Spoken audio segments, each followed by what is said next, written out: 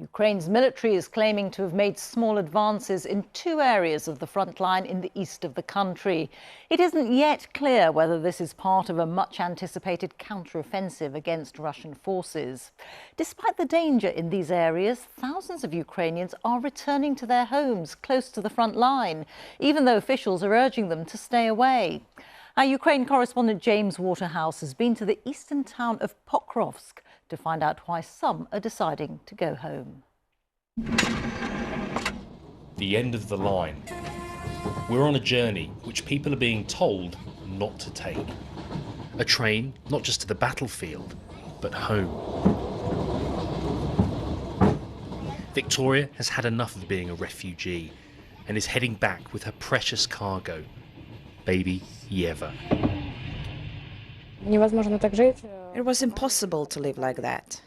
We traveled all around Slovakia and Ukraine, but we have to settle our family. This is where we belong. After travelling across the country, she's welcomed by who she left behind.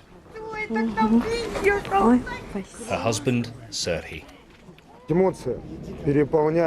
I feel overwhelmed. I'm very glad to see my beautiful daughter and my wife. Here, men typically stay behind to either fight, or in Serhiy's case, work. He and thousands of others chose to stay for this coal mine. It's a major employer which binds Pokrovsk together. Workers have to balance their safety with simple economics. I had to continue working, Volodymyr tells us. I also need to financially support my family who've come back. His employer is still hiring staff. Despite the dangers, it's an enticing prospect for those thinking about returning. Mining is, after all, part of the Donetsk region's DNA.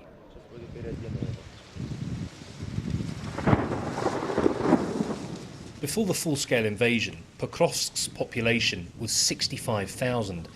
It dropped to a third, but is now rising. It's become a destination for those escaping occupied cities.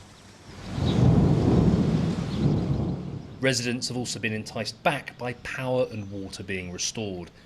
But the sharp end of this conflict is just 26 miles from here. It's why locals are being told to stay away.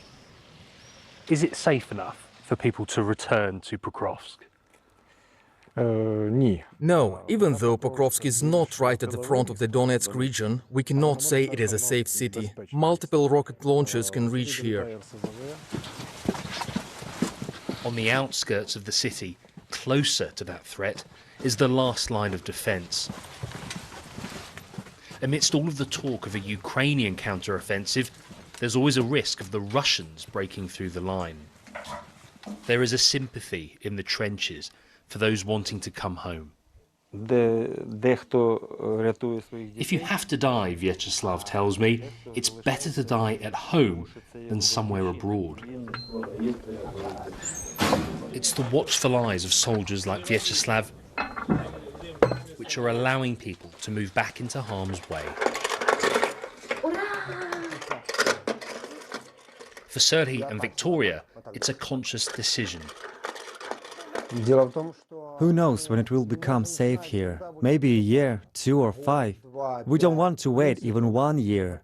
Overall, we are prepared. Yes? In these times of turmoil, there is a hope and belief they won't last forever. Futures depend on it. James Waterhouse, BBC News, Pokrovsk in eastern Ukraine.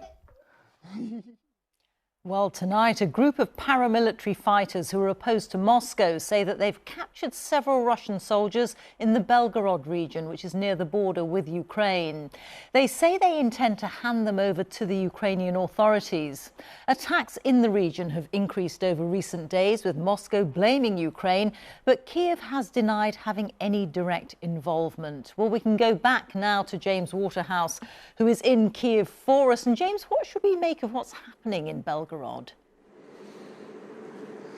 Well, first off, Rita, it is murky, but I think the extraordinary sight of paramilitary groups moving across the border from Ukraine to Russia to claim to retake several villages and territory, to see shelling happen on a daily basis inside Russian territory. I think that's going to worry some and delight others. Kyiv officially is saying, look, nothing to do with us, but there are question marks on that. To cross the border, that takes organisation. They used Western supplied vehicles and equipment. But there will be Western allies, notably the US, who will be wary of what is going on because they have long wanted the conflict to remain within the borders of Ukraine out of fears of a World War III taking place. But there is a common ground. Ukraine is planning, is hoping to mount a significant counter-offensive. The West wants Ukraine to succeed in that, and Kyiv does too. When you have a situation where Russia is having to focus its efforts and forces on a security problem closer to home, effectively turning their back on the war in Ukraine, then that helps with that endeavour that Kyiv so desperately wants to achieve.